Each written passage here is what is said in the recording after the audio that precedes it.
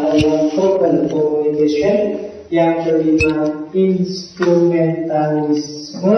Yang keenam, institusionalisme.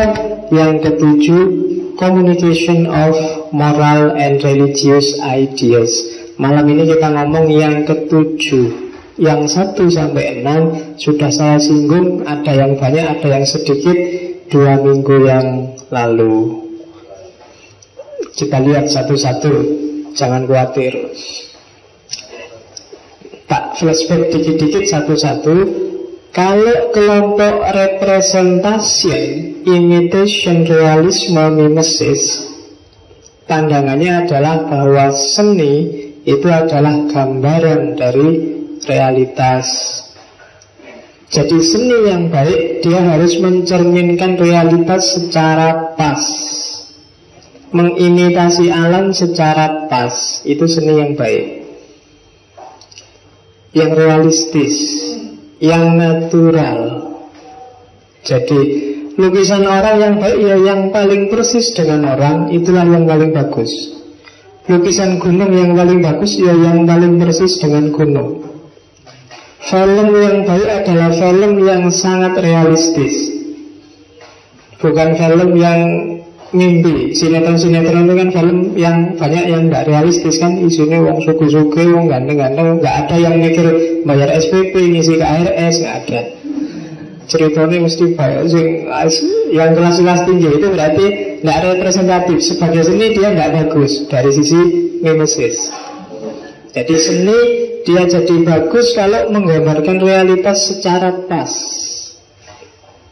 bukan fiksi, bukan hayalan, bukan reka-reka. Kenyataannya memang begitu. Nah itu aliran yang pertama, aliran imitasi, aliran mimesis. Nanti dalam konteks tertentu Islam banyak oposisi terhadap aliran realisme yang sifatnya mimetik. Jadi kita lihat ke belakang. Aliran yang kedua yaitu aliran ekspresionisme atau emosionalisme.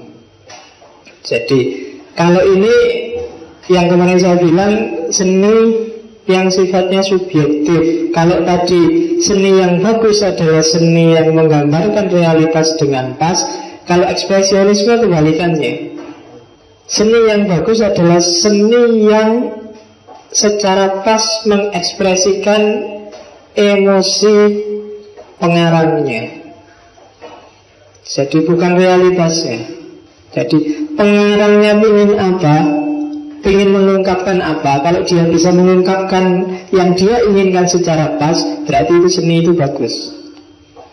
Saya ingin menunjukkan bahwa Islam itu indah, terus bikin film yang orang, oh iya Islam itu bagus, Islam itu indah. Bikin ketika cinta bertasbih, ketika apa mana, kan gitu. Sajadah cinta, sahadat cinta, kayak gitu loh. Itu kan motif emosi dari si pengarang. Dia ingin menunjukkan, saya ingin tunjukkan Islam itu indah. Nah, kalau dia sukses mengekspresikan kemauannya, rasanya, moodnya, berarti itu seni yang bagus. Seni yang jelek adalah seni yang orang nggak ngerti pengarangnya harus ngomong apa. Kamu nonton film gak dondong dari awal sampai akhir, ini maunya apa sih ngomong, itu berarti jelek. Jadi ekspresionisme, jadi ekspresi aktornya kelihatan, ekspresi pengarangnya kelihatan. Kalau itu tulisan ya maunya pengarang di tulisan itu tampak. Itu aliran emosionalisme. Karepe jelas. Kalau itu kata-kata yang dimaksud jelas, kalau itu simbol rujukan yang diinginkan jelas. Jadi itu aliran kedua. Kayak itu tak kasih ilustrasi lukisan itu kan sebenarnya lukisan apa ya ora jelas, tapi orang bisa nangkep itu pelukisnya mungkin sedang stres atau sedang apa gitu, sedang cerah hatinya, warnanya cerah, orang bisa menangkap meskipun tidak natural. Gambar apa ya, gambar gunung ya ora jelas, gambar apa ora jelas. Nah itu ekspresionisme. Jadi kadang-kadang anak kecil itu bisa kalau bikin lukisan ekspresionisme. Dia lagi marah nulis wah itu. Kayak anak saya umur 5 tahun keseringan nonton TV, lagi marah-marah sama bapaknya yang tembok nulis besar-besar "Leave me alone". Oh, ekspresif ya, jangan kagak nonton TV mesti. Jadi tidak mau diganggu dia. Nulis pakai spidol besar-besar di tembok. Nah itu emosinya kan kelihatan, hanya sederet kata-kata tapi maknanya dalam. Jadi "leave me alone". Nah itu ekspresionisme atau emosionalisme. Jadi emosi si artis tampak. Aliran selanjutnya dari estetika adalah formalisme. Kalau formalisme ini sifatnya objektif. Jadi esensi karya seni ya ada pada karyanya, pada komposisinya, pada bentuknya, pada isinya, unsur-unsur formalnya.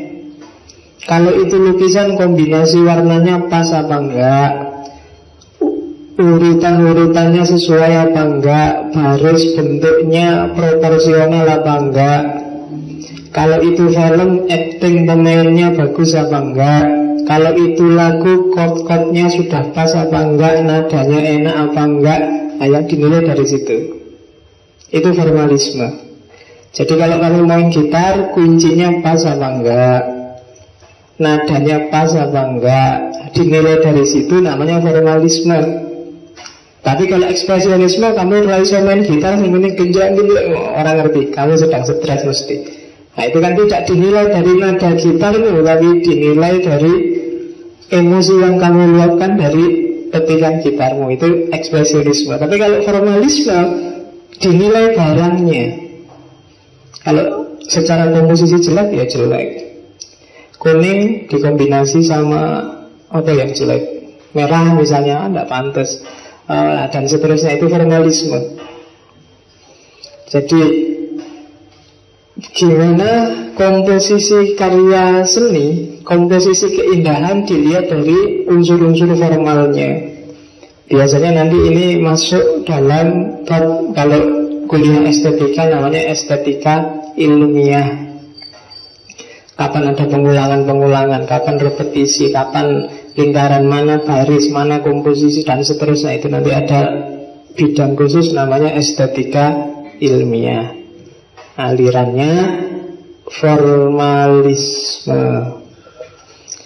Terus ada juga analisis estetik yang punya aliran namanya symbolic communication.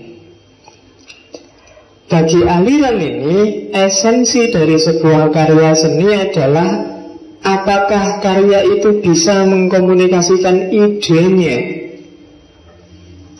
melalui karyanya. Jadi karya itu kan biasanya nggak berhenti di karya, ada visinya, ada ide, ada wawasan yang ingin disampaikan.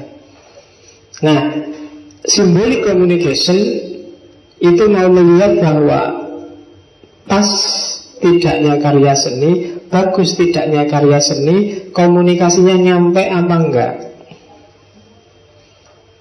maunya nyampe apa enggak. Kemarin BPK bikin film, saya belum lihat, mau baru launching, saya tak nunggu nih YouTube wae. Jadi nge-launching film tentang pokoknya urusan kecurangan keuangan di Indonesia. Yang jadi sampel adalah pengelolaan dana haji. Film itu, film ada ceritanya, bukan dokumenter tapi ya cerita.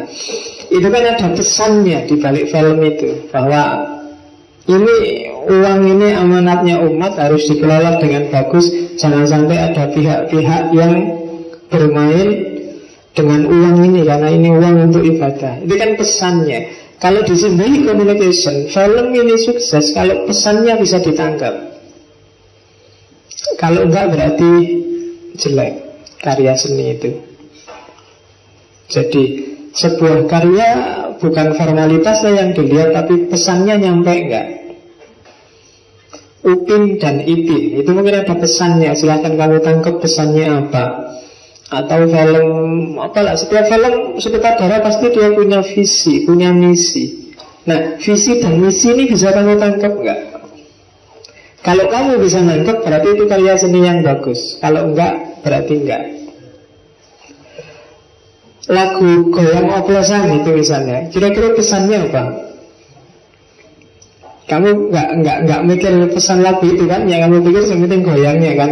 Berarti secara simbolik expression enggak sukses karya seni itu. Kamu pokoknya mikir begitu ada buka sidik jos ya joget, begitu ada goyang oplosan ya joget. Berarti pesan, padahal itu mungkin bukan pesannya lagu.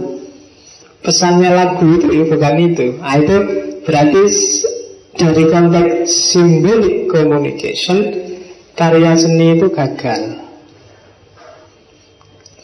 Oke. Ada lagi instrumentalisme.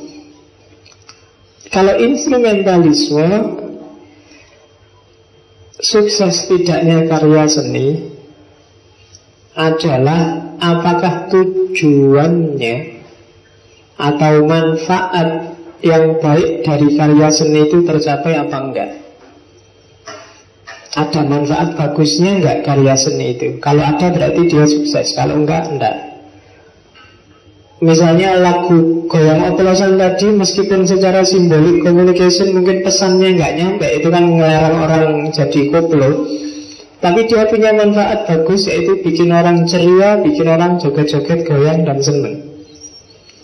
Secara instrumentalisme mungkin masuk dia sebagai karya seni yang bagus, menghibur. Jadi kayak OVJ itu loh. OVJ itu kan kalau bikin cerita ngawur sak karepe dhewe. Gak peduli ceritanya apa, pesan dari cerita apa, peduli amat. Yang penting dari situ kamu bisa seneng, ada manfaatnya, kamu seneng dan ketawa-ketawa. Nah, itu instrumentalisme namanya. Jadi bagus tidaknya karya seni dilihat dari fungsinya, dari tujuannya. Selanjutnya institusionalisme. Kalau institusionalisme itu bukan kita yang menilai. Jadi bagus tidaknya karya seni, indah tidaknya karya seni, itu hanya lembaga-lembaga atau orang-orang yang berkompeten yang berhak ngomong. Kalau film, ya film yang bagus itu berarti haknya juri FFI. Kalau lagu ya haknya yang penghargaan lagu-lagu itu, Emmy Award, Grammy Award. Nah, itu dia yang punya hak. Kita nggak tahu yang bagus yang mana. Vokalis yang bagus ya yang ngerti paling Ahmad Dhani, terus Anang, terus itu. Jadi dia, itu namanya institusionalisme. Ada lembaga yang dipandang memiliki otoritas untuk memberi nilai sebuah karya seni. Itu institusionalisme. Jadi institusinya bukan. Jadi penghayatanmu tidak dianggap valid. Siapa kita yang tidak ngerti seni? Kita nggak ngerti lagu, kita ngertinya enak nggak enak, maka tidak valid. Kalau institusionalisme ya, kalau ingin ngerti lagu bagus mana, tidak bagus mana, ya tanya juri-jurinya Indonesian Idol, tanya juri-jurinya X Factor, tanya, itu institusionalisme namanya. Tanya dosen isi yang ngerti musik, tanya, kan itu. Jadi institusinya itu aliran kesekian. Dan malam ini kita sebenarnya mau ngomong ini. Jadi esensi dari seni sebenarnya punya level yang lebih tinggi, yaitu sebenarnya ini sama kayak non-verbal communication tadi. Cuma secara umum non-verbal communication yang ingin disampaikan dalam seni biasanya adalah moral atau religious ideas secara umum. Karena mungkin nanti ada karya seni tertentu yang tidak peduli dengan moral dan religius, tapi sebagian besar karya seni itu biasanya membawa visi, membawa nilai moral atau nilai religius. Makanya kadang-kadang kalau kamu baca kritik-kritik film itu kan selalu ditanyakan pesan moralnya apa sih, kan selalu begitu. Apakah itu musik, apakah itu film, apakah itu lukisan, itu selalu orang tanya pesan moralnya apa. Dan religiusitas. Jadi apa fungsinya untuk spiritualitas. Jadi seni yang baik berarti seni yang membuat penikmatnya, membuat penghayatnya bisa menangkap nilai-nilai moral religius yang disampaikan. Setelah kamu mendengarkan lagu goyang oplosan tadi, terus kamu sadar sudah lagu tidak akan koplo lagi misalnya. Setelah kamu dengar lagu buka sidik jos, kamu terus sadar sudahlah aku tidak usah buka-buka lagi. Atau setelah kamu ada nuansa moral, nuansa religius yang muncul dari dirimu, berarti seni itu sukses. Itu teori ke-7 dari estetika. Jadi besok kalau kamu mau melakukan analisis estetik atau mau bikin skripsi atau tesis dari perspektif estetik, kamu bisa ambil satu di antara 7 teori yang saya sebut di depan. Kamu bisa pakai melacak aspek moral dan religiusnya, atau mau kritik institusinya, mau masuk dari aspek instrumennya, symbolic communicationnya, formalnya, ekspresinya, atau representasi yang digambarkan, atau pakai 7-7-nya sekaligus. Yo, kalau bisa syukur. Itu untuk belajar estetika. Jadi rangkuman dari pertemuan estetika 2 minggu yang lalu itu 7 teori ini. Malam ini kita masuk ke agama. Nah, ini tema utama kita. Apa hubungannya agama dengan estetika? Ya, agama nanti ujungnya di Islam. Ini Muslim semua tuh? Ada yang enggak Islam? Enggak apa-apa sebenarnya. Cuma nanti di sini belakangan mengerucutnya nanti ke Islam, meskipun tak awali dari agama. Jadi tujuan agama, kenapa ada agama, itu sebenarnya etika. Maka Nabi bilang, innama bu'istu liutammima makarimal akhlak. Fikih itu cuma jalannya, tasawuf itu penghayatannya. Fokusnya ada pada etika. Etika itu kan perilaku kita, hubungan kita dengan Allah, dengan Tuhan, dengan manusia, dan dengan alam semesta. Jadi manusia kan, kalau di Quran kan kita punya 2 fungsi. Satu fungsi sebagai hamba Allah, sebagai Abdullah. Yang kedua fungsi sebagai Khalifatullah, khalifahnya Allah. Dan dua-duanya ini kan etika. Bagaimana hubungan kita dengan Allah sebagai hamba, dan bagaimana hubungan kita dengan sesama manusia, dengan alam semesta sebagai khalifah. Jadi kenapa Islam ada? Untuk mengatur hubungan. Dan itu pasti etika, moralitas. Nah, tujuannya etika. Kenapa sih orang harus diatur? Kenapa hubungan sama Allah, hubungan sama manusia, hubungan sama semesta harus diatur? Karena orang butuh rasa tentram, kita butuh rasa aman, kita butuh rasa tertib. Kenapa kita harus jadi khalifah? Karena harus tertib. Hidup ini harus nyaman, hidup ini harus tentram. Kenapa kita berhubungan dengan Allah harus bagus? Karena kita punya fitrah. Kalau enggak, hubungan kita kalau sama Allah jelek juga, kita enggak akan tentram, enggak akan nyaman. Jadi ternyata tujuan etika itu ada pada rasa. Dan kalau itu rasa, ya berarti domainnya adalah estetika, keindahan. Jadi agama yang ada fikihnya, yang ada kalamnya, yang ada tasawufnya, itu sebenarnya muaranya ada pada untuk mengatur hubungan kita dengan Allah, hubungan kita dengan manusia, hubungan kita dengan sesama. Dan itu nama lain dari etika. Dan kalau itu etika, sebenarnya dia muncul untuk menata hidup kita, sehingga kita merasa nyaman, merasa tentram, merasa aman. Dan kalau itu rasa, berarti kita sedang ngomong tentang estetika.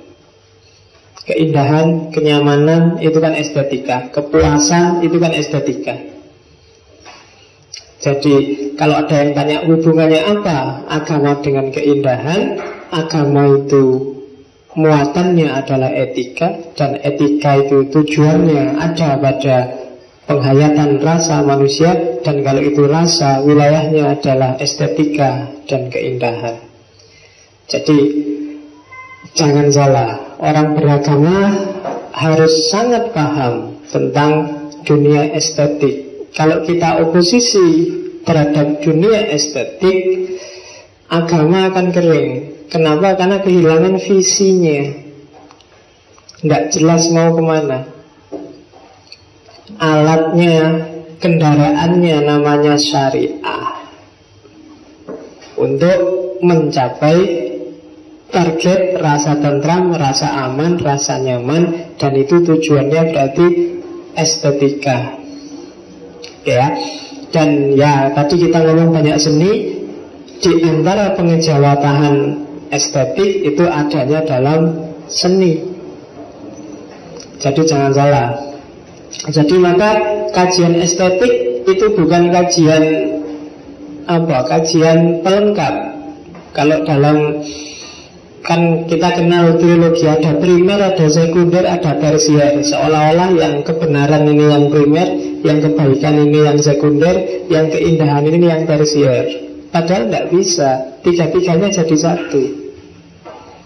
Agama itu kebenaran, tapi adanya agama untuk etika, kebaikan hidup bersama. Dan muaranya etika ada pada keindahan rasa. Kebenaran tanpa kebaikan kehilangan pijakan. Kebaikan tanpa keindahan dia jadi formalitas yang tidak ada rasanya. Maka tiga-tiganya jadi satu. Maka dalam Islam, iman, Islam, ihsan itu nggak boleh pisah. Itu yang disebut Islam yang kafah, agama dan keindahan. Oke. Ini teori yang agak panjang dari yang tak ringkeskan tadi. Nanti silahkan kamu baca, saya nggak harus jelaskan. Jadi bagaimana agama butuh ekspresi material dan ekspresi perilaku. Yang ekspresi itu sebenarnya sama dengan ekspresi seni. Nanti kamu baca aja di situ, nggak perlu tak jelaskan panjang. Intinya sebenarnya ini, karena ini dulu mantan saya lupa presentasi di mana tentang Islam dan seni. Yang lebih penting ini, jadi estetika dalam Islam itu sebenarnya masuk dalam pusaran tauhid. Ini saya nyuplik teorinya Ismail Roji Faruqi dalam seni tauhid, cuma tak modifikasi. Kalau di Faruqi itu ada 7 dimensi tauhid, yang tak bahasakan secara general jadi 5. Jadi orang bertauhid, tauhid itu sederhana. Secara definitif la ilaha illallah itu selesai. Dan Nabi bilang barang siapa di akhir hidupnya la ilaha illallah, dia masuk surga. Cuma la ilaha illallah yang beneran, bukan la ilaha illallah yang di mulut. Dan la ilaha illallah yang beneran itu sebenarnya tidak sederhana, panjang. Kalau bahasanya Faruqi, al-wahid al-muta'addid fil mutajalli, satu tapi manifestasinya banyak. Itu teorinya Faruqi. Ya, Faruqi salah satu tokoh kontemporer yang luar biasa, meskipun akhir hidupnya akan tragis karena dia sangat kritis terhadap Zionisme dan Yahudi. Pada akhirnya dia tewas terbunuh di rumahnya sama istrinya pagi-pagi sekitar tahun 86 atau saya lupa 96 apa 86 itu, ketika pagi-pagi ada orang masuk ke rumahnya bawa pisau, kemudian membunuh dia. Faruqi terbunuh, istrinya terbunuh, anaknya yang umur 5 tahun hampir terbunuh juga, tapi bisa selamat meskipun kalau di bukunya disebut harus mengalami sekitar 200 jahitan di seluruh tubuhnya untuk anaknya yang sekitar umur 5 tahun, Faruqi. Tapi tinggalannya luar biasa meskipun umurnya tidak panjang. Jadi Faruqi ini kenapa sangat kritis terhadap Israel? Karena pada awalnya dia adalah seorang gubernur di satu distrik namanya Galilea. Cuma di wilayah yang namanya Galilea ini pada akhirnya dicaplok oleh Israel sehingga dia kehilangan wilayahnya. Kemudian dia fokus pada ilmu pengetahuan, belajar di Amerika, di McGill, di Temple University jadi profesor, menginspirasi di mana-mana, bikin lembaga di mana-mana, termasuk di Malaysia. Hanya sayangnya kemudian dia jadi korban karena orangnya agak galak, cara berpikirnya tegas. Nanti silakan dibaca komentar-komentarnya, karena dia koleganya Fazlur Rahman. Fazlur Rahman banyak berkomentar tentang Faruqi. Oke, kita lihat. Ini inspirasinya dari Faruqi. Jadi kalau kita sudah deklarasi sebagai seorang muslim, sebagai seorang muwahhid yang bertauhid, tidak selesai hanya dengan asyhadu alla ilaha illallah wa asyhadu anna muhammadar rasulullah, la ilaha illallah muhammadur rasulullah. Tapi ada beberapa implikasi yang harus kita tanggung, yang harus kita lakukan. Jadi karena ini nyawanya Islam itu tauhid. Implikasi yang pertama adalah implikasi doktrinal. Implikasi doktrinal itu hidup kita harus tauhid. Tauhid itu doktrin itu doktrin yang dualistik, doktrin yang dualisme. Jadi dalam hidup ini hanya ada dua variabel, yaitu khalik dan makhluk. Implikasi doktrinal berarti hanya khalik dan makhluk dalam hidup kita. Selain khalik semuanya makhluk, semuanya selevel, semuanya egaliter. Tidak boleh ada tindas menindas, tidak boleh ada zalim menzalimi, tidak boleh ada saling mendiskriminasi, karena semuanya satu level dan egaliter. Itu implikasi doktrinal. Maka seorang muslim tidak boleh sombong, tidak boleh merasa tinggi hati, tidak boleh merasa besar, tidak boleh merasa benar sendiri. Itu implikasi dari tauhid. Kenapa? Begitu kita sombong, merasa besar, merasa tinggi, kita memposisikan diri kayak kholik. Padahal satu-satunya yang berhak jadi kholik itu cuma Allah. Tidak boleh ada yang kita tinggikan, apapun itu, baik itu ustadz, guru, rektor, bahkan presiden, uang, pacar, nggak boleh ada yang lebih tinggi. Semuanya sejajar. Loh, kalau saya sama orang tua sejajar, iya sejajar. Sama pacar juga sejajar. Semuanya sejajar, semuanya makhluk. Tidak boleh ada yang diposisikan lebih tinggi selain Allah. Itu implikasi doktrinal. Ada implikasi ritual. Implikasi ritual itu ada beberapa hak khusus yang diminta oleh Allah ketika kita sudah deklarasi. Allah minta waktu kita sebentar dalam sehari 5 waktu, dalam setahun 1 bulan, kalau mampu zakat, kalau mampu haji, dan itu implikasi ritual. Jadi kalau kita sahabat kok tidak mau ritual, itu omong kosong kalau dalam teorinya Faruqi. Itu kayak kamu bilang I love you tapi SMS nggak mau, neraktir nggak mau, jemput nggak mau, nganter nggak mau. Sama juga bohong. Meskipun kamu bilang cintaku mendalam setinggi gunung, setinggi lautan, tapi suruh jemput nggak mau, hujan, masa nggak jemput segala. Itu berarti implikasi ritualnya kurang. Jadi kalau ada yang bilang saya Islam tapi nggak usah sholat juga nggak apa-apa kan? Enggak. Ketika kamu deklarasi bahwa Allah Tuhanmu, buktinya apa? Antara lain ritual. Yang ketiga implikasi intelektual.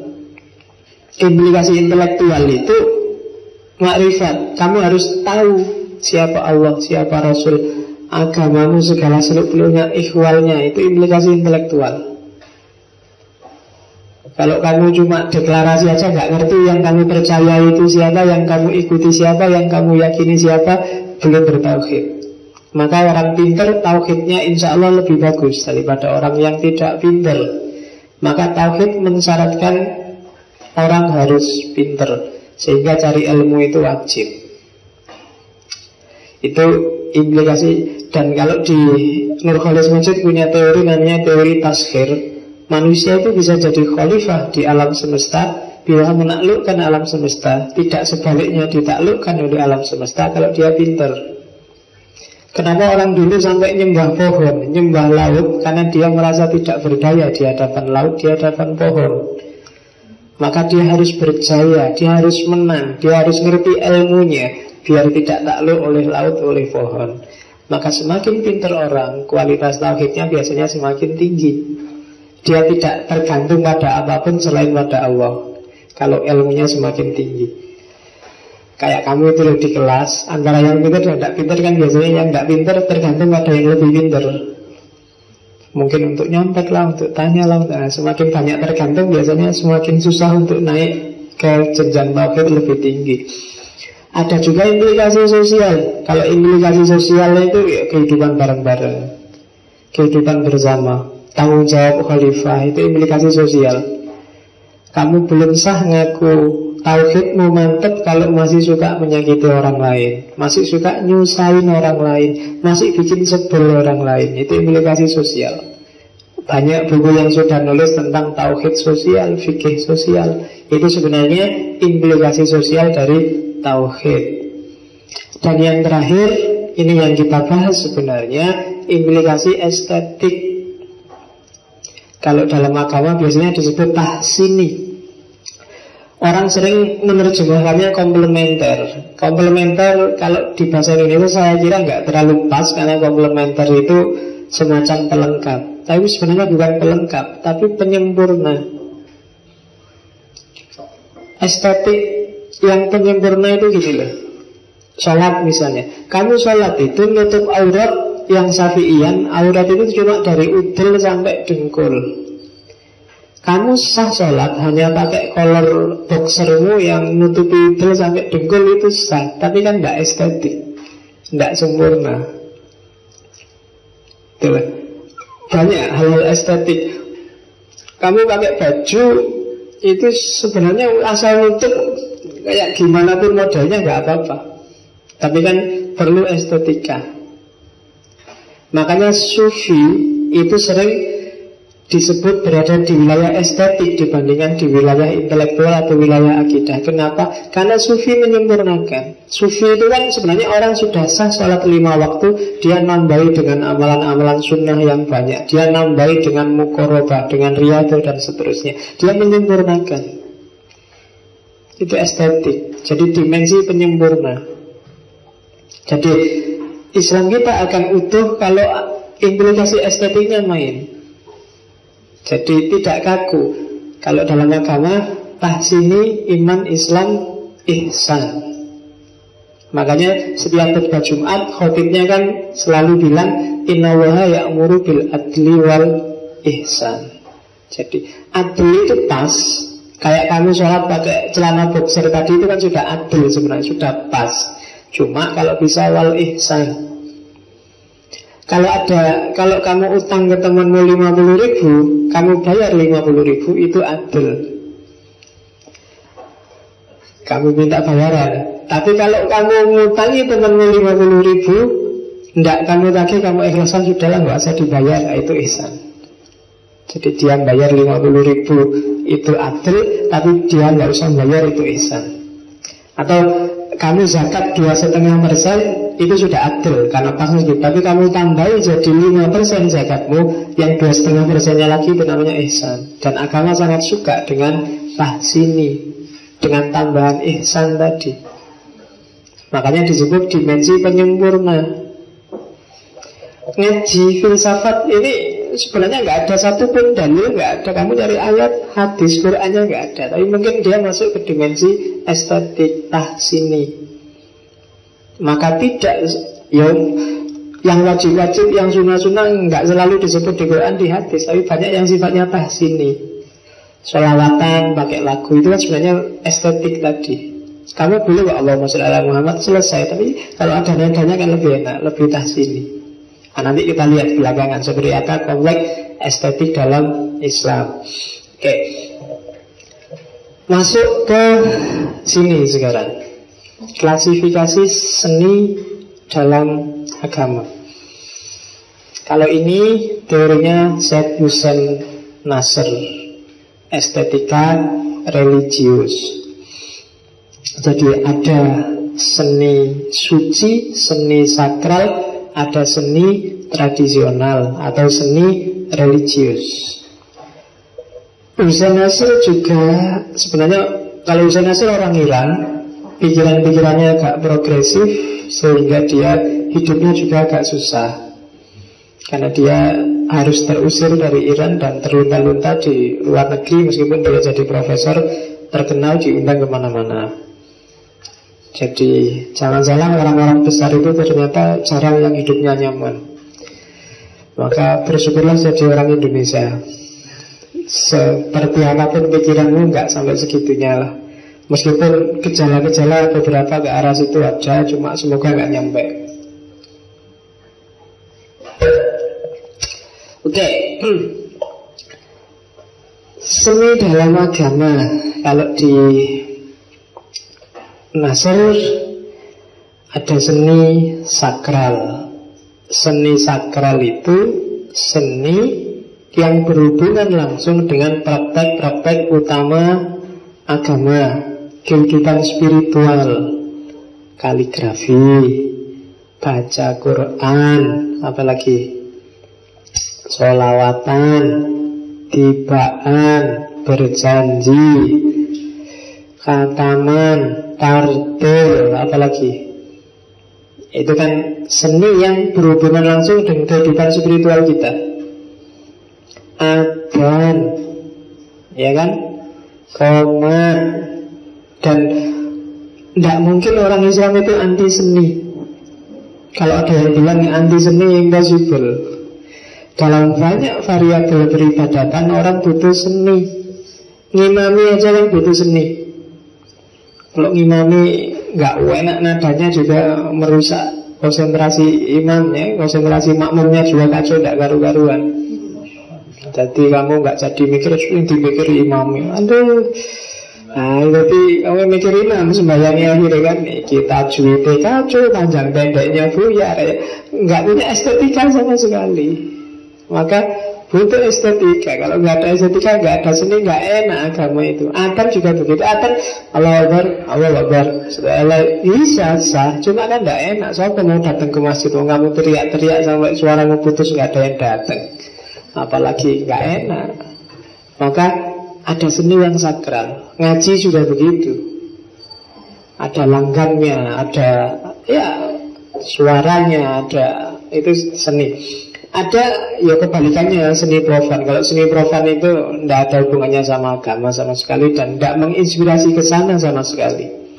Kalau dalam bahasanya Nasr, tidak membawa ke Allah sama sekali, tidak menggiringmu menjadi lebih baik, tidak memunculkan gairah religiusitas, spiritualitas.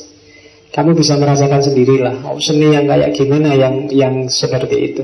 Tapi tak sebut-sebut misalnya goyang oplosan, kelihatannya agak jauh kalau gara-gara goyang oplosan terus kamu semakin dekat dengan Allah. Itu seni sakral dan seni profan. Berarti ya mungkin itu termasuk kategorinya profan. Boleh sih, cuma nggak ada hubungannya sama sekali dengan yang sakral. Sehingga diwanti-wanti benar oleh ulama zaman dulu, hati-hati, hindari semua yang menjauhkan dari Allah. Karena termasuk banyak seni yang profan tadi, sehingga beberapa fatwa tentang musik, tentang seni, terus jadinya dibikin haram. Karena orang sering terlena gara-gara seni yang profan. Ada juga seni tradisional. Kalau seni tradisional itu sebenarnya hakikatnya dia profan, tidak ada hubungannya sama sekali dengan tema-tema agama seperti Quran, ayat, hadis, dan seterusnya. Tapi dia menginspirasi orang untuk menuju ke agama, untuk ingat Allah, untuk religiusitasnya semakin tinggi. Nah, itu seni religius. Di Indonesia kan banyak kayak gitu kan, misalnya pakai media-media yang sebenarnya dia media profan, tapi terus dimodifikasi sehingga menggiring ke arah agama. Coba ya contohnya, misalnya apa ya, banyak musik-musik, misalnya musik tradisional kayak MH Ainun Najib, Kiai Kanjeng, itu sebenarnya musik seni yang tradisional, cuma dimodifikasi, diolah sehingga menggiring orang menuju pada religiusitas. Atau apa wis, banyak lagu, banyak musik yang sebenarnya itu arahnya tidak religius, tapi gara-gara dengar musik ini religiusitasmu tersentuh. Apa ya? Kamu senengnya musik apa? Apa wis? Lagumu Kitaro. Apalagi tak kasih contoh ya, semoga saya selalu bawa headset. Musik yang sebenarnya dia profan sekali. Saya ada beberapa lagu yang menurut saya dia tidak sakral sama sekali, tapi kalau kita dengarkan dia jadi sakral. Karena kita punya memori khusus, punya pengalaman khusus. Zaman saya kecil senengannya mendengarkan misalnya lagu qasidah Nasidaria. Nasidaria itu kadang-kadang syairnya kadang-kadang ya syair-syair, ada anak sunatan, ada mantenan itu. Tapi memori yang terputar di kepala itu kan memori teduhnya desa, memori religiusitas khas kampung yang jarang ditemukan di kota-kota. Nah, itu namanya seni tradisional. Kalau saya sering bawa headset karena ya sepi kalau nggak ada lagunya. Coba ya. Ada beberapa lagu yang mungkin selera kita berbeda, tapi saya mau ngasih beberapa contoh. Semoga bisa bunyi ini laptopnya. Jelas bukan buka sidik jos ya. Karena saya masih lama. Oke, jadi ada seni yang sakral, ada seni yang profan. Sebenarnya yang profan itu lawan dari yang sakral. Ada seni yang tradisional. Jadi kalau seni yang tradisional itu seni yang sebenarnya dia profan, tapi memicu ke arah religius, ke arah yang sakral, sehingga dia disebut seni tradisional. Ini kok suwi ya. Sambil tak lanjutin, siapa tahu nanti bisa kebuka. Kalau nunggu itu lama. Oke. Terus keindahannya di mana sih seni kalau dalam Islam? Nah, ini ada level keindahan versi Ghazali.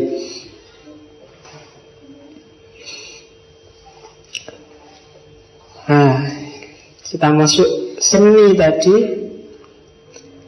Ada keindahan indrawi. Keindahan indrawi itu keindahan yang sensual, fisik. Hanya berhenti di mata, berhenti di tangan, di lidah, di bau, di telinga. Itu keindahan fisik, tidak masuk ke dalam. Jadi sensual. Lebih dalam dari keindahan fisik itu keindahan emotif, imajinatif. Jadi rasa. Kalau kita makan enak itu keindahan indrawi. Tapi makan kenyang itu keindahan emotif, rasa. Jadi kalau lawan jenis kemarin kan jelas. Kalau cakep di luar itu keindahan indrawi, Kalau inner beauty itu keindahan emotif, imajinatif. Oke.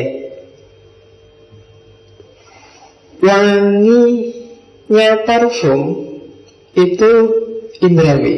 Tapi kamu suka atau tidak, puas atau tidak dengan wangi itu keindahan emotif, imajinatif. Ada yang suka mawar, ada yang suka melati, ada yang tidak suka minyak wangi, ada yang suka bau jeruk, ada yang itu emotif.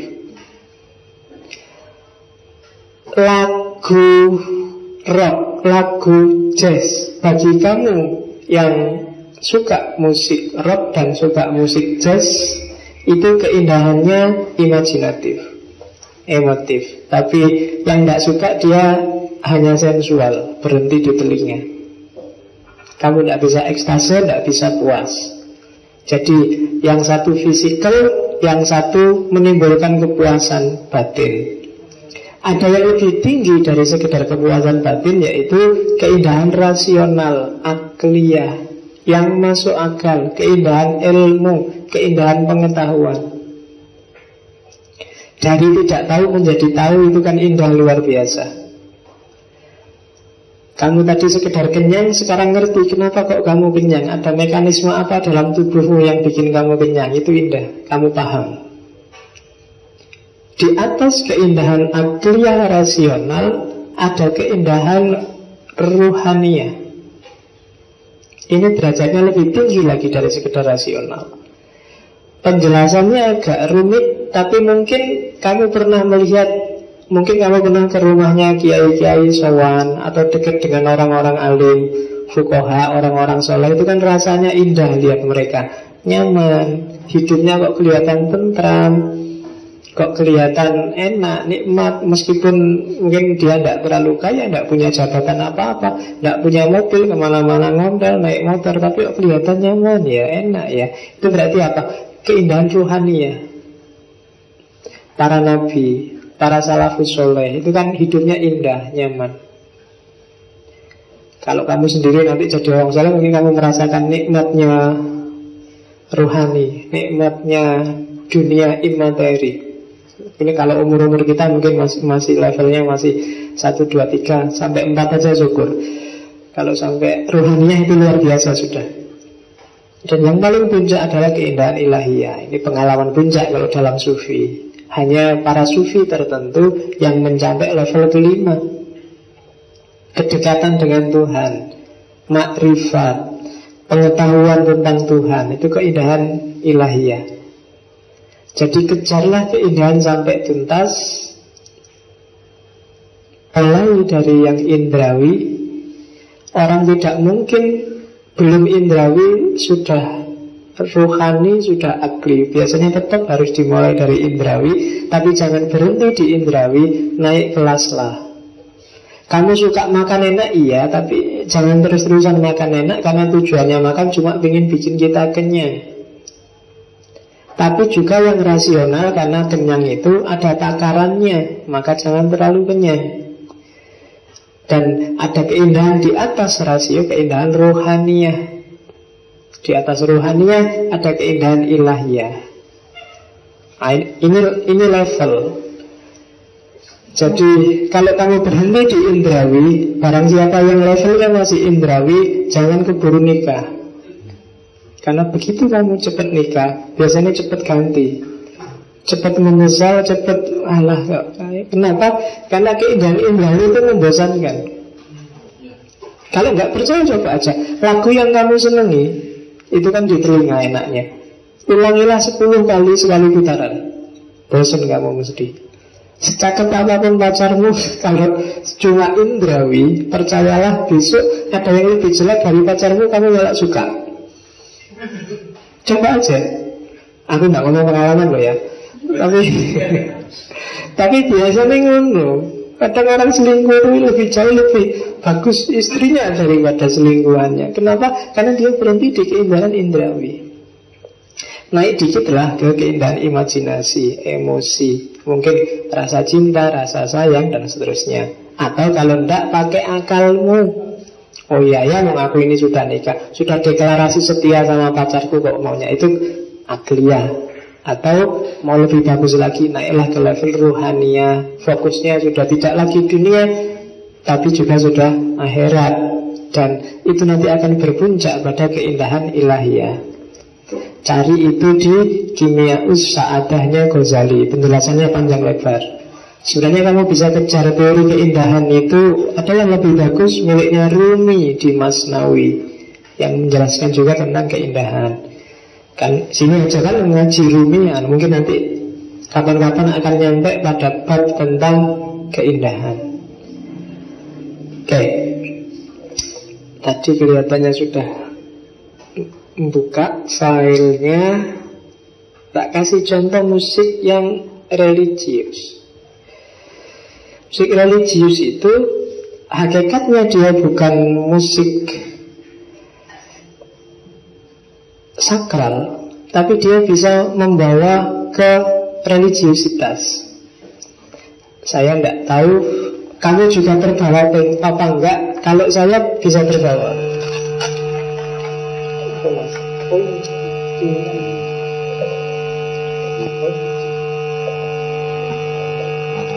Tanjukin, saya kurang ngerti. Sini ya? Iya.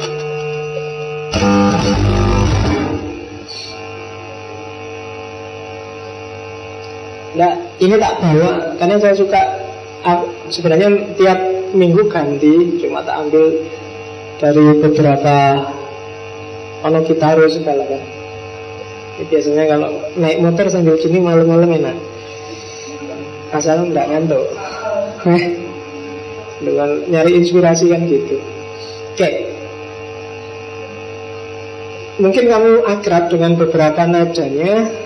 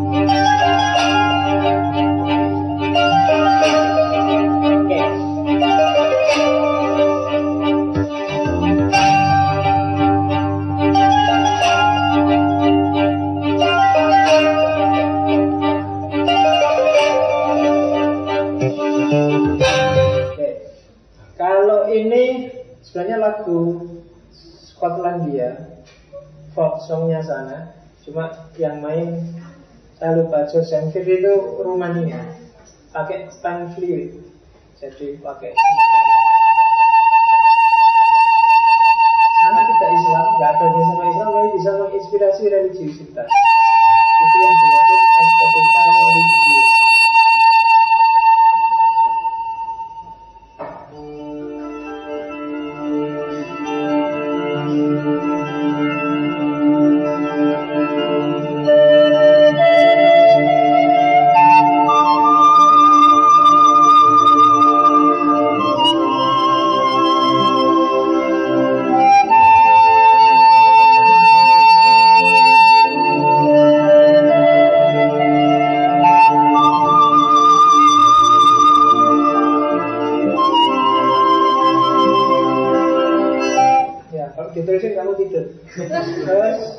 Kitaro kamu sudah ngerti, cuma saya tidak suka kitaro yang melankolis. Coba perhatikan, saya suka nada kitaro yang dari nada, jadi diawali dari puncak terus turun dan tenang. Kalau kamu lagi stres ya, Misalnya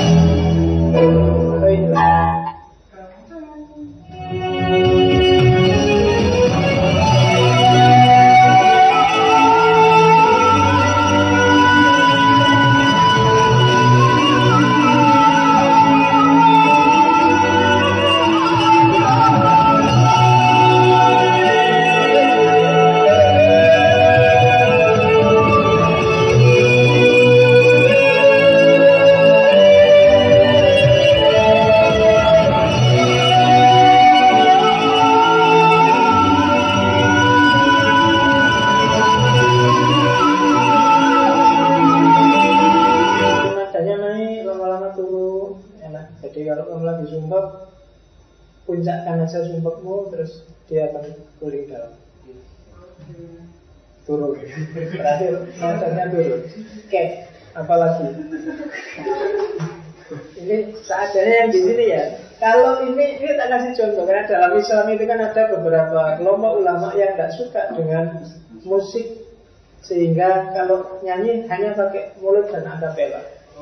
Kamu mungkin kenal orang ini, yaitu anak-anak tafsir hadis mesti ngerti, Misari Rashid, imam besar dari Kuwait. Yo hafid lah, di YouTube banyak ngaji-ngajinya, cuma ini nasibnya.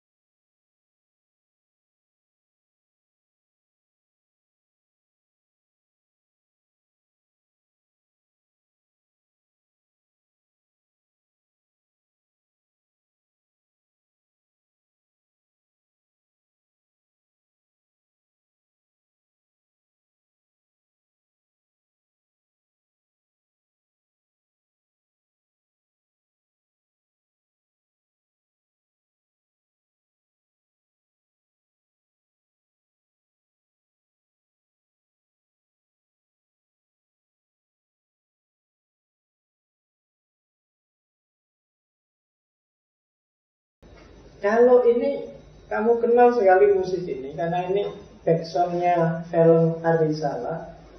Cuma yang bikin ilustrasi kan bukan orang Islam. Maurice Jarre itu orang Prancis.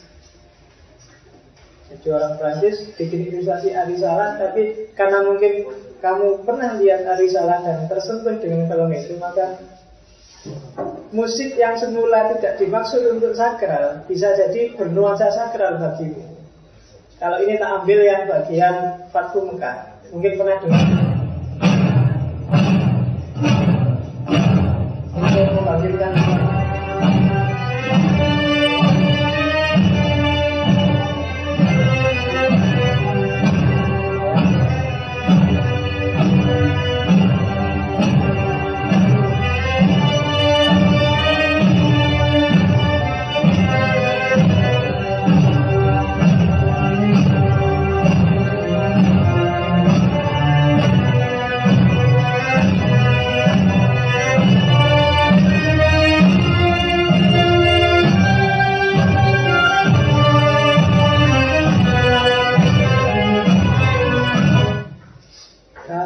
sebenarnya kayak Misari, cuma dia Haddad Alwinya Turki.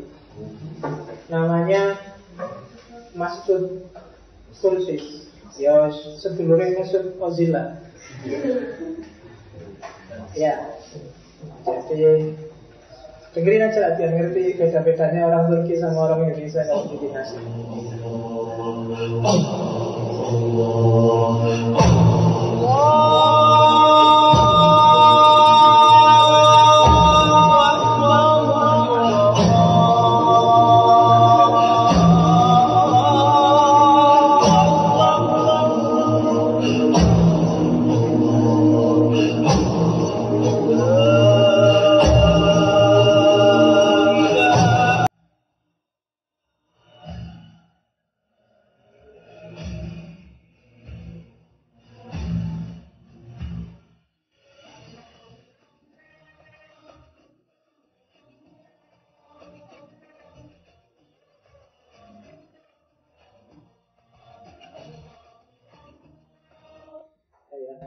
Ya, ini kalau ini duet sama Maher Zain. Lagu ini kalau dia sebelumnya begini.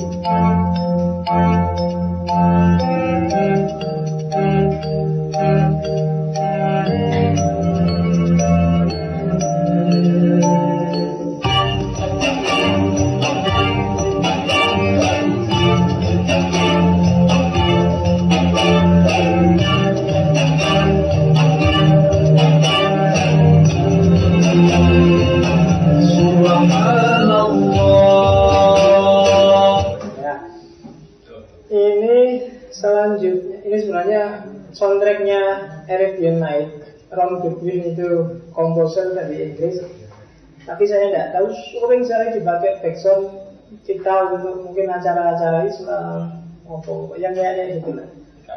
Mungkin kamu pernah dengar yang kayak gini misalnya. Silakan.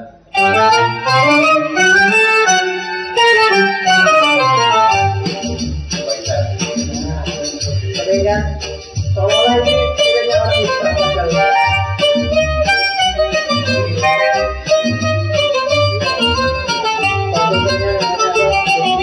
Atau mungkin yang ini.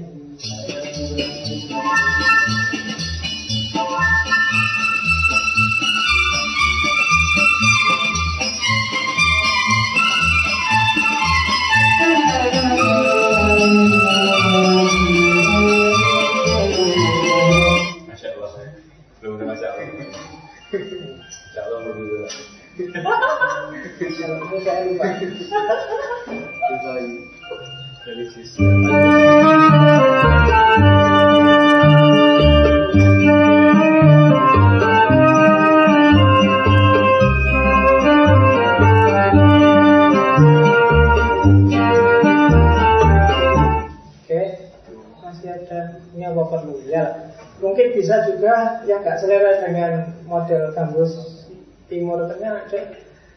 Kalau ini set violin itu ini sebenarnya orang Taiwan. Saya nggak tahu banyak orang pakai musik ini kalau ada kematian, kalau ada pokoknya bangsanya sedih-sedih.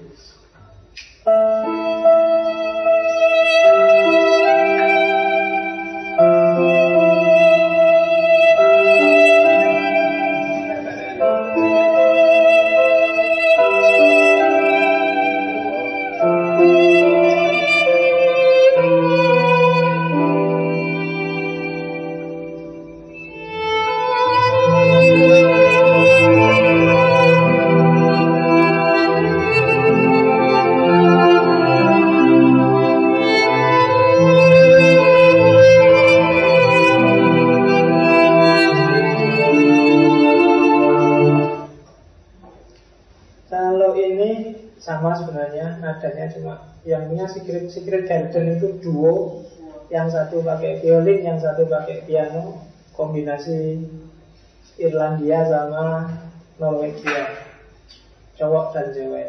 Cuma nadanya mungkin kamu akrab.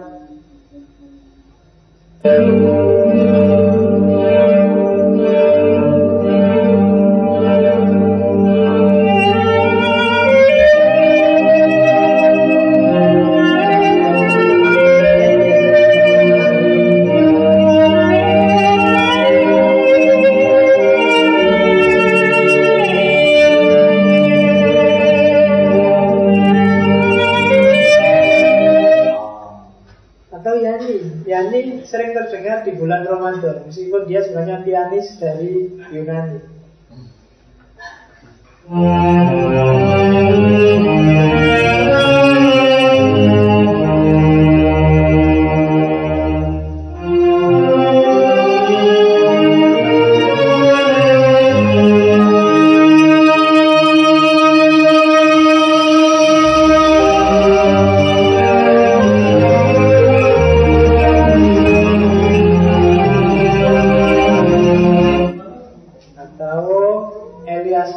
Ilyas Rabbani itu komposer dari Lebanon.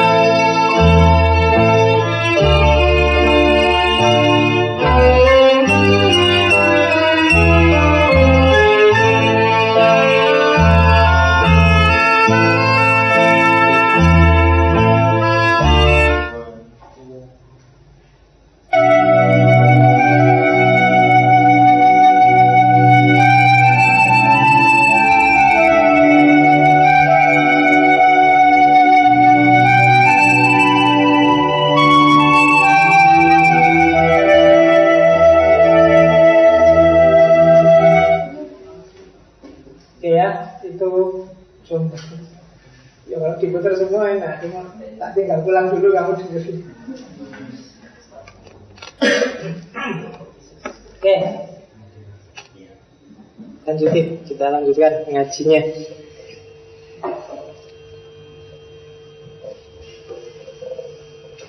Jadi sudah ngerti ya bedanya ada musik yang religius, meskipun yang komposernya bukan orang Islam, juga tidak dimaksudkan untuk Islam, tapi bisa dipakai untuk membangkitkan religiusitas. Itu namanya musik religius. Kalau sakral sudah ngerti lah jelas.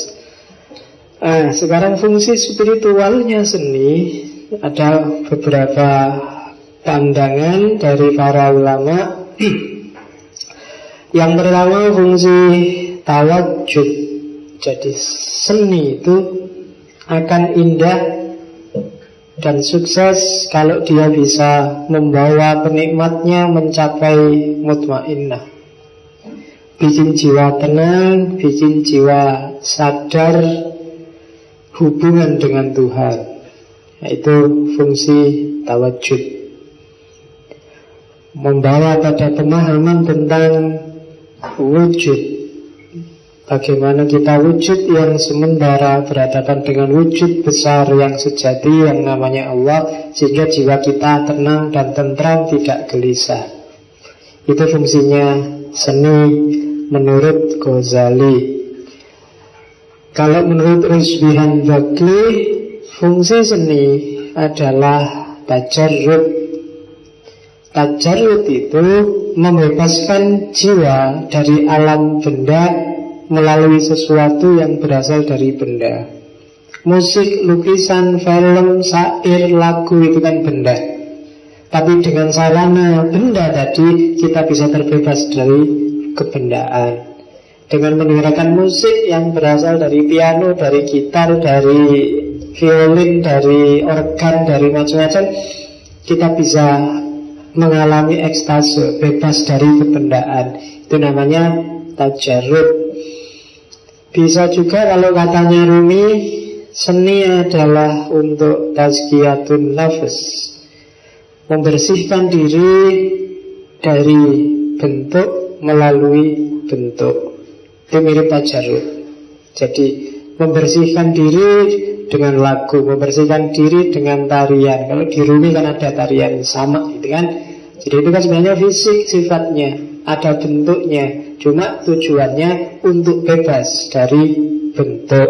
Itu namanya tazkiyatun nafas. Kemudian hikmah musik sering membangkitkan kearifan yang baru dalam menghadapi hidup. Kadang dengar musik, tiba-tiba kamu dapat wawasan baru, tiba-tiba kamu punya kesadaran baru. Itu hikmah namanya. Jadi yang semula buntu sekali, tiba-tiba dengar musik, hatimu terbuka, pikiranmu dapat ide baru, terinspirasi oleh hal baru. Itu namanya fungsi hikmah dari seni. Ada juga fungsi dakwah. Ya, fungsi dakwah itu dengan seni orang bisa menyebarkan gagasan, menyebarkan ide, menyebarkan informasi lewat syair, lewat lagu, lewat buku, lewat cerpen, lewat puisi, lewat itu namanya fungsi dakwah. Dan yang terakhir fungsi madah, fungsi puji-pujian. Jadi fungsi membesarkan Allah, mengagungkan Allah, itu fungsi madah. Jadi seni punya fungsi yang luar biasa. Itu saya nulisnya salah. Kalau kamu perhatikan itu tidak 4 tapi 6, karena kamu sudah ngantuk jadi nggak ngerti, padahal itu 6 bukan 4. Jadi seni itu ada fungsi tawajud, tajarrud, tazkiyatun nafas, hikmah, dakwah, dan madah. Berjanji itu kan madah. Puji-pujian itu madah. Omai Rama bikin lagu anti Mira Sambika, itu dakwah, kan gitu. Hikmah, kamu dengerin musik apa, tiba-tiba muncul inspirasi baru, itu hikmah. Dengan musik muncul kesadaran kelemahanmu, muncul kesadaranmu di hadapan Tuhan, muncul kesadaranmu untuk membersihkan diri, itu tawajud, tajarrud, tazkiyatun nafas. Itu 4 fungsi spiritual dari seni. Sebenarnya saya nggak mau masuk ke sini, cuma untuk wawasan saja. Secara fikih ada banyak beda pendapat, tapi untuk era masa kini sebagian besar ulama memegangi yang nomor 4. Ada yang bilang seni itu apa saja boleh kecuali yang mengimitasi makhluk hidup, hukumnya haram. Jadi kamu gambar orang tidak boleh, gambar hewan utuh tidak boleh, itu haram. Atau ada pendapat kedua, boleh kok, asal 2 dimensi, jangan bikin patung. Kalau cuma gambar foto tidak apa-apa, itu kan 2 dimensi, tidak kayak orang. Kalau 3 dimensi haram, jadi patung itu haram. Itu kelompok kedua. Ada kelompok ketiga, boleh kok bikin patung asal jangan terlalu sempurna. Jadi apa, telinganya dipotong satu, apa, terus pokoknya yang tidak mengindikasikan bahwa bukan makhluk hidup. Nggak mungkin dia hidup. Atau patung yang setengah badan, kan nggak mungkin setengah badan orangnya hidup. Karena ada pandangan bahwa kalau utuh nanti besok di hari kiamat disuruh kasih nyawa, kan susah. Nah, jadi ada pendapat ketiga. Ada pendapat yang keempat. Yang ini jumhur ulama hari ini punya pendapat boleh, asal tidak bikin kita lalai, tidak bikin kita jauh dari Allah. Bahkan yang sakral-sakral sekalipun, kalau itu malah bikin kita jauh dari Allah, hukumnya tetap tidak boleh. Meskipun itu qiraah, tilawah, kalau gara-gara tilawah kita hanya sibuk dengan lagu dan nadanya, kemudian melupakan esensi ayat, tujuan ayat, kedekatan kita sama Allah, yang dikejar adalah enaknya lagu, maka tetap tidak boleh.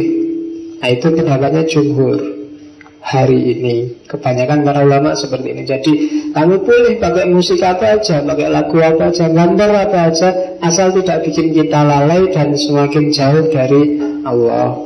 Itu seni dalam Islam. Dan ada untungnya. Kenapa sih kok ada batasan-batasan yang agak kaku dalam Islam? Sebenarnya bukan kaku, bukan kok nggak boleh gambar, nggak boleh ada patung, enggak. Karena Islam punya aliran yang tidak naturalisme dan tidak realisme, kan boleh. Para ulama tidak setuju aliran naturalisme dan tidak setuju aliran realisme, nggak apa-apa. Kan di barat juga begitu, ada yang realisme, ada yang naturalisme, ada yang ekspresionis. Kan kemarin aliran seni kan banyak. Nah, ada pilihan di antara ulama Islam yang tidak setuju naturalis dan realis. Maka objek-objek seni diharapkan yang di luar itu. Dan ini sebenarnya produktif juga dengan adanya beberapa batasan. Yang negatifnya ada, cuma positifnya adalah terus para ulama Islam, para seniman Islam jadi kreatif luar biasa. Karya-karya seni dalam Islam kan luar biasa. Kayak tadi yang Misari Rasid tadi kan, orang nggak boleh ada musik, nggak boleh ada itu, tapi ternyata bisa kok. Dengan mulut saja ternyata ya enak didengar. Ada kreativitas. Nah, di awal-awal Islam, kenapa ada larangan naturalisme dan realisme? Karena untuk menghindari pemberhalaan. Karena akidahnya umat saat itu masih ringkih. Karena sebelumnya orang terlanjur pagan, terlanjur ikonoklastik. Jadi nyembah itu harus ada wujudnya yang sifatnya berhala. Sehingga kalau dibiarkan naturalis dan realis, nanti lama-lama bisa susah menyembuhkan penyakitnya. Oke. Yang kedua, alasan yang kedua adalah kenapa jangan natural dan jangan realis? Untuk membangkitkan imajinasi dong. Kalau realis itu kan manut, realitasnya gambar apa digambar itu. Tapi kalau imajinasi kan bebas, kreatif. Maka seniman Islam harusnya lebih kreatif dibandingkan yang seniman yang bebas akar dewe itu. Karena apa? Dia ketika ada banyak batasan itu, maka imajinasi bermain, kreasi bermain. Maka karakter seni, karakter estetik dalam Islam adalah karakter yang kreatif, bukan imitasi.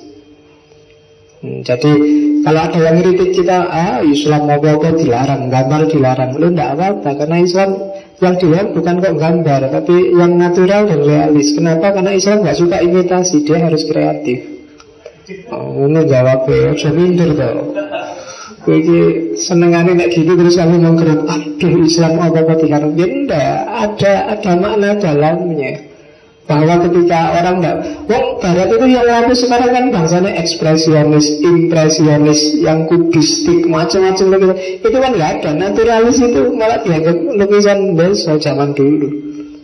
Gambar orang persis orang, gambar gunung persis gunung. Sekarang kan enggak, itu bikin aneh-aneh. Itu justru kreativitas, bukan imitasi, bukan niru-niru alam, tapi dia bisa berimajinasi keluar dari imitasi alam. Jawab itu mau diingat-ingat ya. Kalau ada yang mengkritik Islam nggak boleh seni. Buktinya memang dalam sejarah kreativitas seni Islam luar biasa. Saya kemarin baru nulis musik menurut Al-Farabi. Wah, luar biasa analisisnya, panjang. Kapan-kapan kalau ada waktu kita bahas di sini. Ini analisisnya Farabi tentang seni rupa Islam. Yang contohnya kayak gini. Ini kan sehingga orang Barat menyebutnya Arabis. Ini kan, ini apa? Gaya Arab. Maknanya apa? Tak terbatas, abstrak, modular, pengulangan, dinamis, dan sophisticated. Itu buah dari imajinasi yang luar biasa. Jadi yang bisa menciptakan model-model gini awalnya ya, kalau kamu ketemu gambar-gambar kayak gini, itu namanya Arabis. Jadi gaya Islam itu kan gambaran dari ketidakterbatasan. Setiap komponen adalah inti, tapi dia juga bagian dari satu bagan besar yang itu sebenarnya nggak terbatas.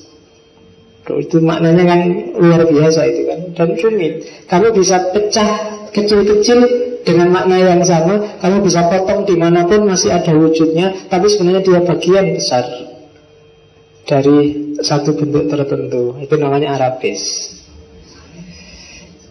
Bangunannya UIN, saya lupa ada beberapa ornamen di UIN kan ada juga yang gambar-gambar kotak-kotak yang warnanya oranye itu.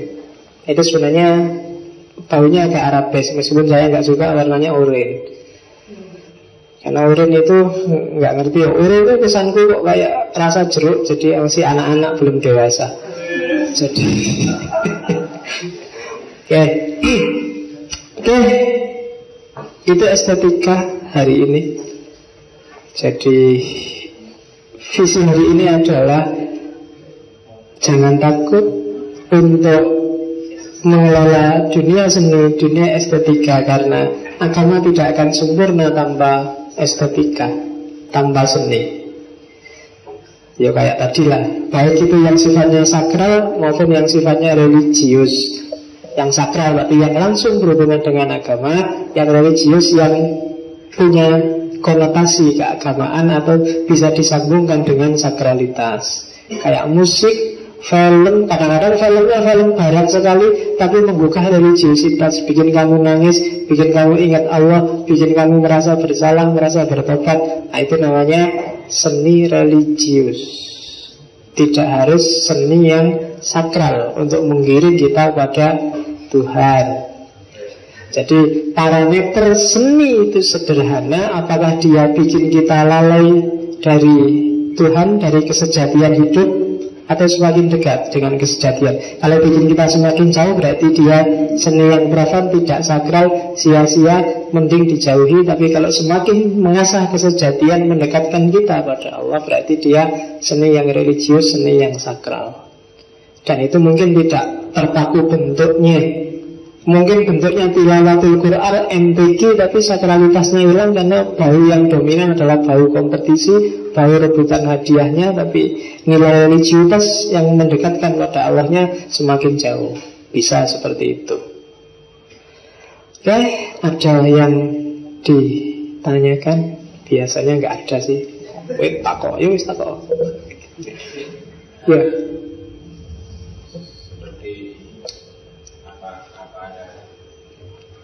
Bertahap memasuki misalkan seperti kita harus ke depan dulu atau religius itu karena dilupakan. Atau misalkan ada teman-teman yang komunitas ini itu saya dari komunitas terus fokus di kebutuhan apa ada situasinya perkembangan evolusi ini. Kalau Ghazali ngomong level, tidak berarti dia bertahap, hierarkis, atau dialami satu-satu. Level itu dalam hidup setiap orang harus punya 5 itu. Hilang salah satu, dia tidak kafah. Orang tidak bisa menikmati keindahan indrawi, tidak disebut manusiawi kalau dalam Islam. Kamu tidak makan, kamu tidak kawin, kamu apa indrawi itu, tidak makan, kawin, cium pakai hidung apa bibir? Bibir biasa ya. Oke. Nah, tidak manusiawi. Kita harus bisa menikmati keindahan indrawi. Cuma ingatlah itu keindahan yang masih level rendah.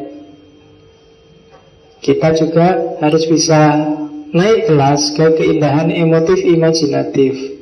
Kita suka cewek cakep, tapi juga ada yang lebih penting daripada fisiknya yang cakep, yaitu hatinya yang cakep. Keindahan emotif, tapi juga hatinya cakep, fisiknya cakep, tapi juga yang mau sama kita. Itu rasional namanya. Rasional itu indah. Kalau kamu nggak rasional nggak indah. Masalahnya mesti kamu ditolak, nggak enak. Nah, setelah itu masuk dimensi ruhaniyah, penghayatan. Jadi dimensi, ya kayak tadi orang-orang soleh melampaui rasional, sudah itu, sudah roh batiniyah, sudah masuk ke dalam, sudah dimensi rasa. Dan terakhir keindahan yang puncak. Kalau di Ghazali ilahiyah itu para sufi tertentu. Para sufi pun tertentu. Kalau di keindahan ruhaniyah biasanya hampir semua orang-orang salafus soleh bisa menambahkan keindahan ruhaniyah. Makanya mungkin jangan-jangan kiai-kiai istrinya banyak itu karena mungkin banyak yang terpesona dengan keindahan ruhaniyahnya. Tapi yang tua-tua itu kadang ya bisa punya istri masih muda-muda. Mungkin yang dilihat biasanya yang setujuan besannya bukan anaknya, karena dia melihat keindahan ruhaninya Pak Yainya sehingga anaknya dikawini mau aja. Itu keindahan ruhaninya. Jadi,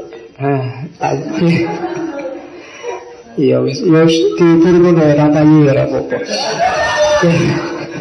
Jadi meskipun secara indrawi nggak terlalu bagus, secara emotif juga tidak menyenangkan, secara rasional apalagi, tapi secara ruhaniah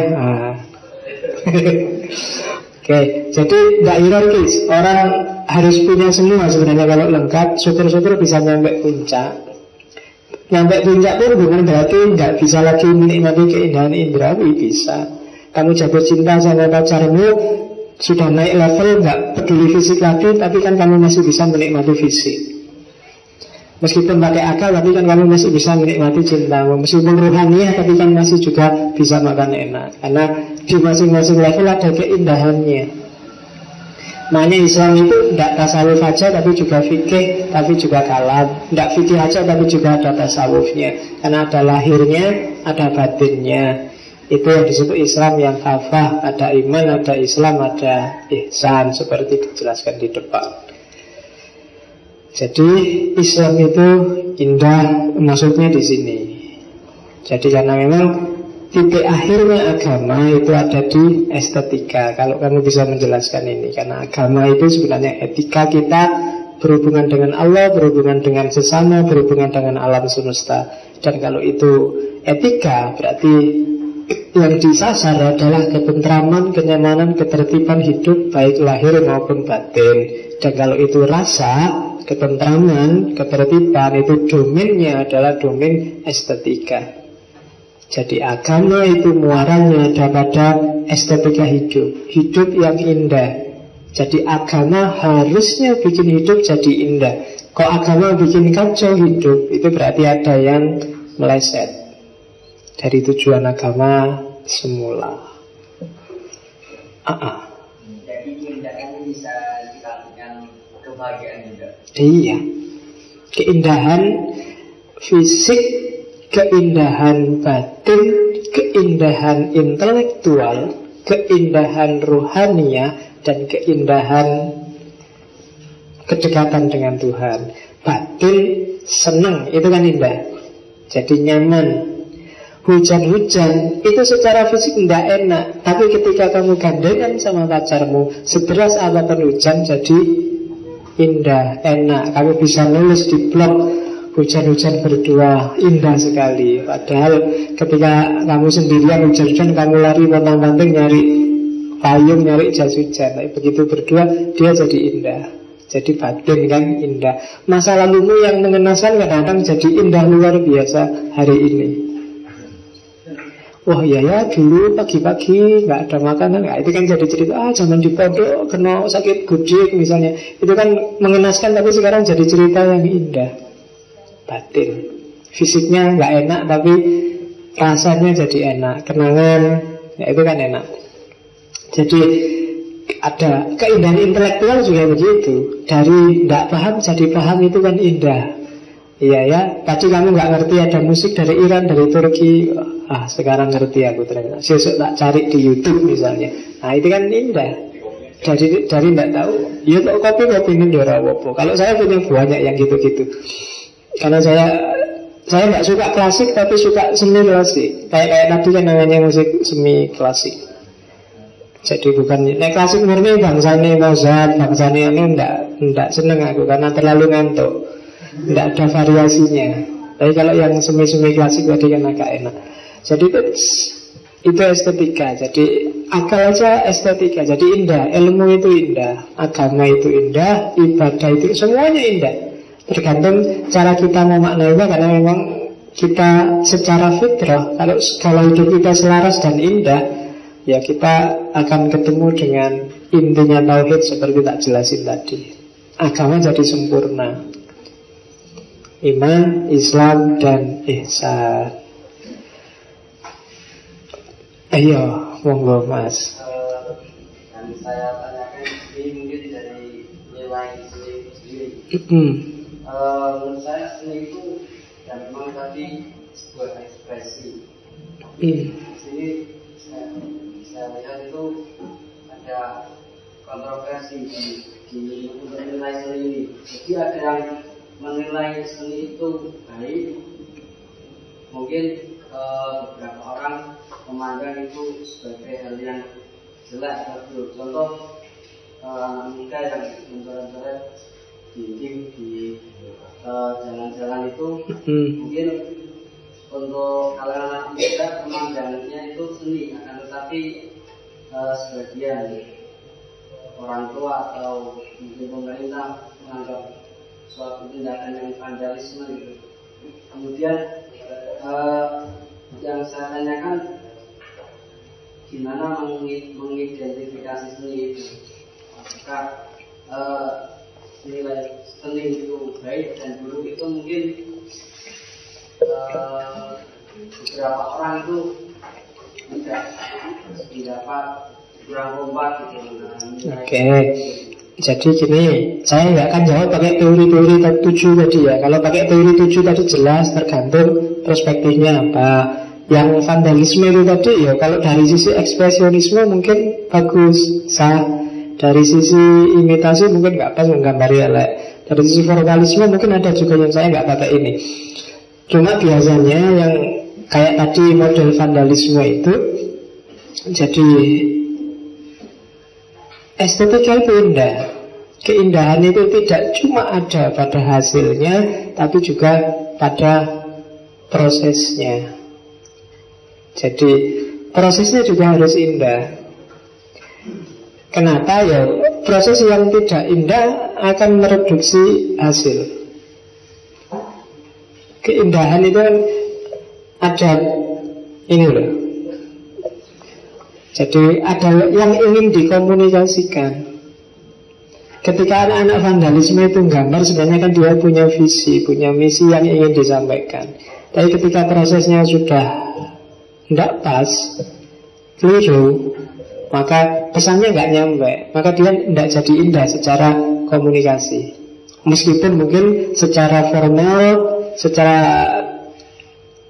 ekspresi mungkin dia pas, maka prosesnya harus benar dari sisi ini. Jadi bisa dimaklumi kalau ada beda pendapat. Jadi indah baik di hasil maupun di proses. Jadi indah tidak cuma indrawinya, tapi juga emosinya, tapi juga akalnya. Secara rasional kan tidak indah, kecuali tembok dewe. Iya, tembok tanggane kan itu namanya nggak boleh. Jadi kalau bahasanya Ghazali, jangan mencuci baju kotor dengan air najis. Jadi nggak jadi cuci. Karena apa? Air yang dibuat nyuci air kencing, air najis. Jadi nggak jadi suci. Prosesnya benar ingin mencuci, cuma alatnya salah.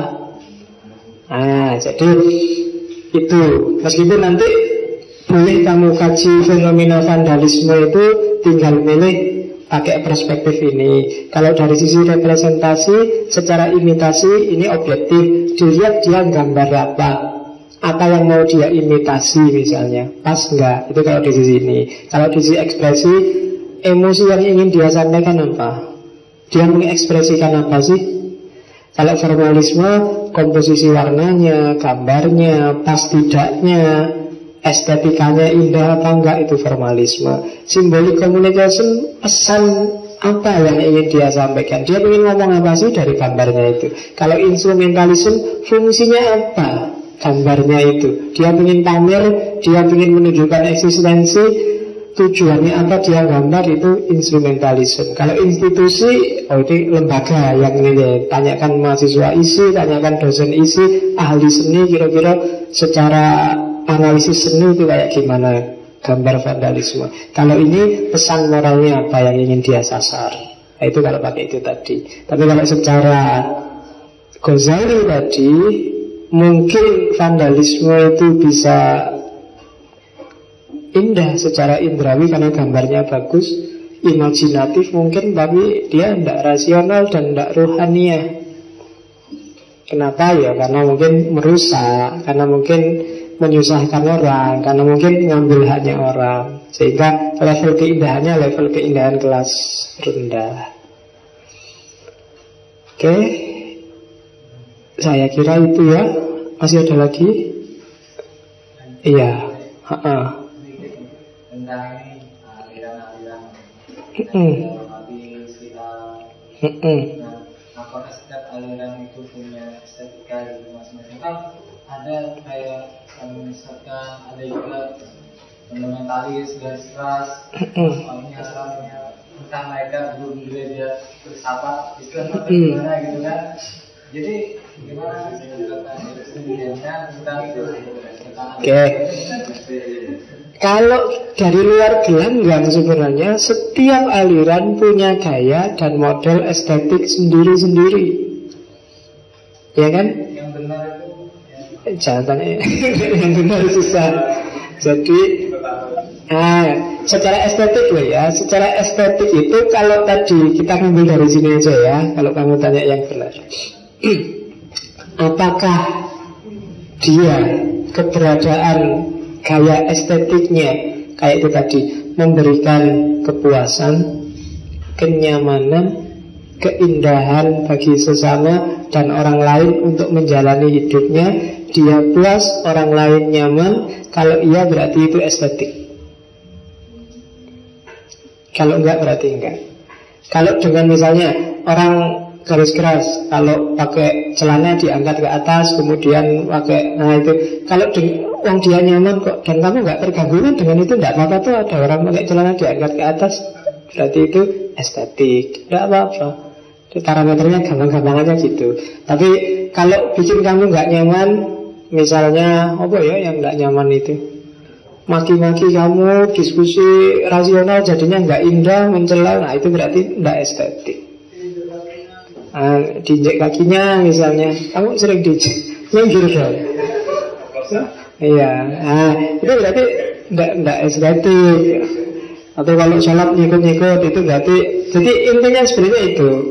Karena tujuannya agama saya bilang tadi etika, jadi hubungan kita dengan Allah, hubungan kita dengan sesama dan semesta. Ada kelompok yang terlalu fokus naik ke atas, melupakan tanggung jawab hubungan sesama manusia dengan alam semesta.